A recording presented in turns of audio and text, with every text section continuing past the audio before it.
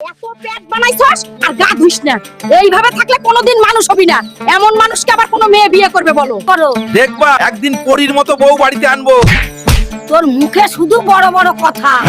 যা এবার ভালো কিছু কাপড় পরে বাজারের দিকে যা, বাড়ির খরচাগুলো করে নিয়ে আয়। হাল, তোকে আজকে কিন্তু অনেক হ্যান্ডসাম লাগতেছে। দিদা, তুমি শুধু মস্কারি করো। বাজারের ব্যাগটা দাও, জলদি বাজারে যাই। হাল্ক, এত সেজেগুজে কই যাচ্ছিস রে? আরে কাকা চিল করো, বাজারে যাচ্ছি, দিদা পাঠাইছে।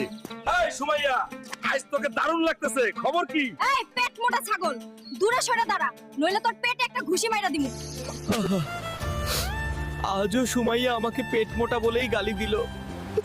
আমি তো সুমাইয়াকে অনেক ভালো পাই। হাল্ক, তুমি এখানে বসে কেন কান্না করছো? কে তুমি? তুমি কি আমার সাথে বাড়ি যাবে? হ্যাঁ, যাব।